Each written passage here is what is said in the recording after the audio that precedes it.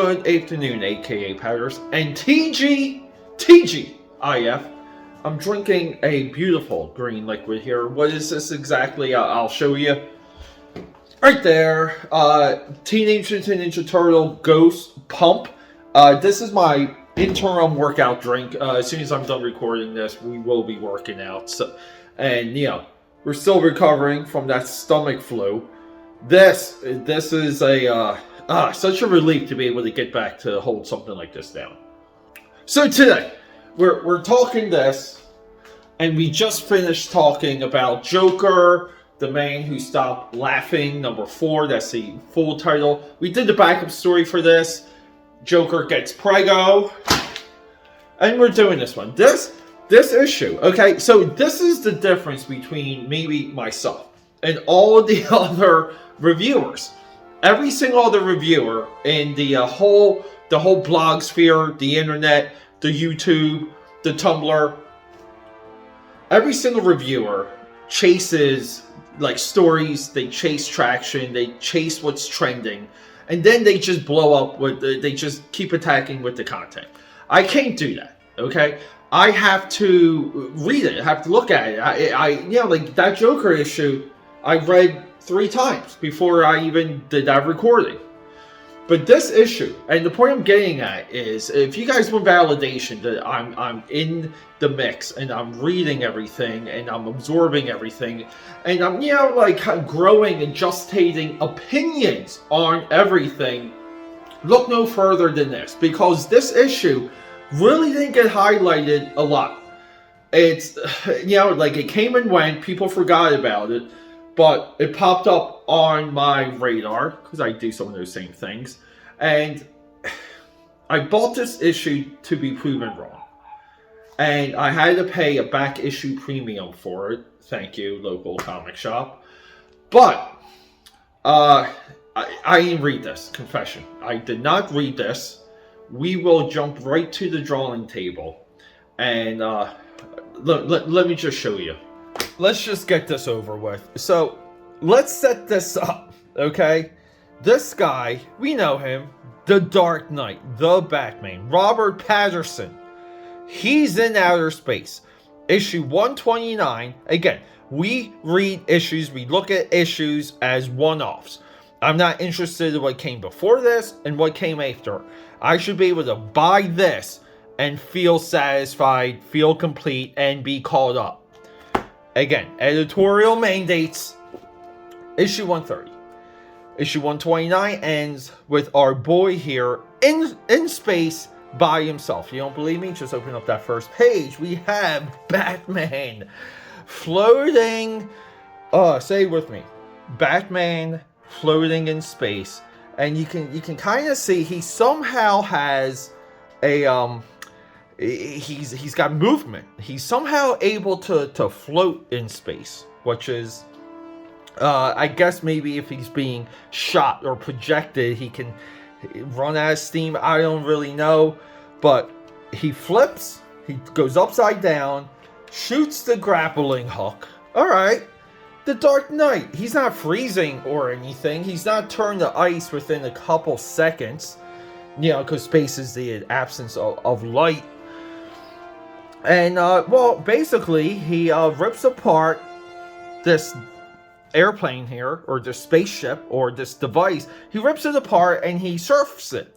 So, if you guys have seen Batman and Robin, the Arnold Schwarzenegger masterpiece, where they surf in that one in the opening scene, and people made fun of it. But anyway, this is serious. This is a serious Batman. This is the title, by the way. This is the character propping up DC Comics. But, you see him, he's surfing. We have some readouts here. And then, I guess he starts to fall. And somehow, right, he hits this button here. And, he's going into the atmosphere. You guys can see he is bright effing red. He is as red as the devil's D-I-C-K. And, I guess he's only got a couple seconds, so he wraps his face in some type of cloth, and the cloth is going to protect him entering through the atmosphere. Now, keep in mind, this is the same atmosphere that will turn a comet the size of Texas into the size of a Volkswagen, because that's how effing hot it is. But he's got the cloth, and well, then he's using his cape here, and he's got his boots. He puts up his I'm coming from space boots, and he lands in the Arctic just fine. Gotta go, guys. All right, so coming back, so let me just, if you guys just want to, again, if you're new here, thank you so much. Subscribe, support, leave a comment. I love comments. Even if you hate me, leave a comment. Give me a like. But here's a little bit of what I recently just picked up through some of my bouncing around Philly. Okay? And we got a lot of the awesome Fighting American. Okay? Dogs of War and regular #1. Alternate covers, but we got these for super cheap. We got some Double Impact because I'm infinitely fascinated with everything that came out during the 90s. But we have this here, okay? And look, Dale Keown, Peter David, Incredible Hulk.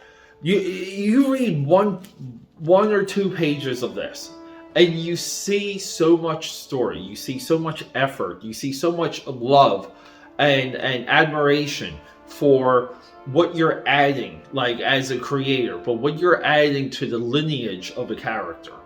You gotta keep that in mind. This reminded me how good Peter David was during this time. And look, we got Evil Ernie Resurrection and Pit #3, because you guys know I absolutely love Dale Keown. I mean, look at this. Look at this. Look at that. Okay? Dale Keown. But no, people, what happened in that issue, it's a malfunction, it's a breaking, it's a fracturing. Not the writer, okay? Chip Zdarsky is not to blame. It's the editorial, it's the main dates, it's the direction. It is what they're telling the creators what the expectations are. And just the idea that scene was able to move through the ranks, it's crazy to me, okay? It breaks the character. It takes us away from the character. We don't believe in the character, okay? And when you work on the character like Batman, when you work on something like Hulk, okay? You're a keeper of the torch. You have to maintain the flame. And the way you do that is you have strict editorial mandates, you have editorial parameters, and we have something that is a little bit of a bad word nowadays, which is continuity. We need strict continuity.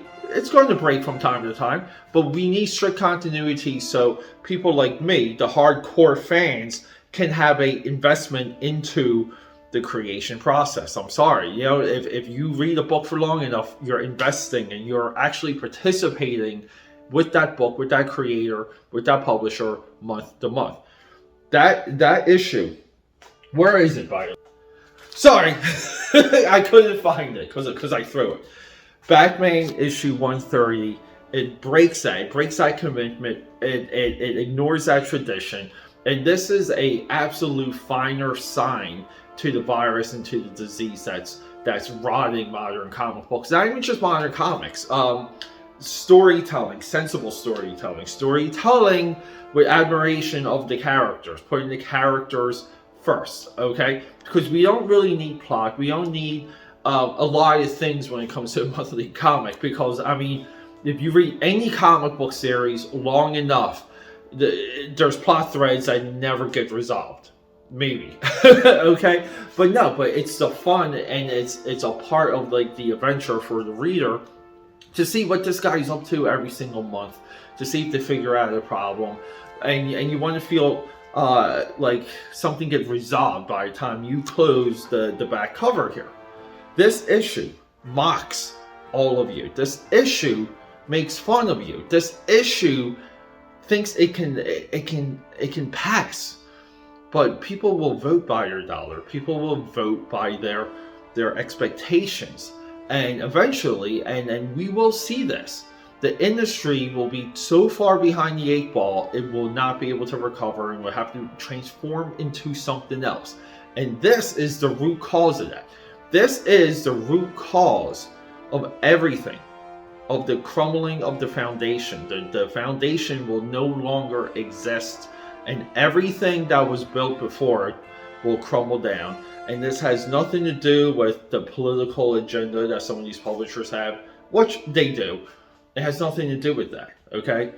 It has everything to do with poor editorial mandates, poor editorial direction, poor editorial oversight. I'm sorry, folks. Didn't read it, didn't have to.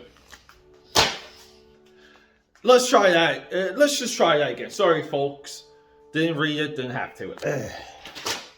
And we're back with the green stuff. Subscribe, support. I do love every single one of you. You guys have been so much fun recently. Let's just keep going. I got some drawing to do.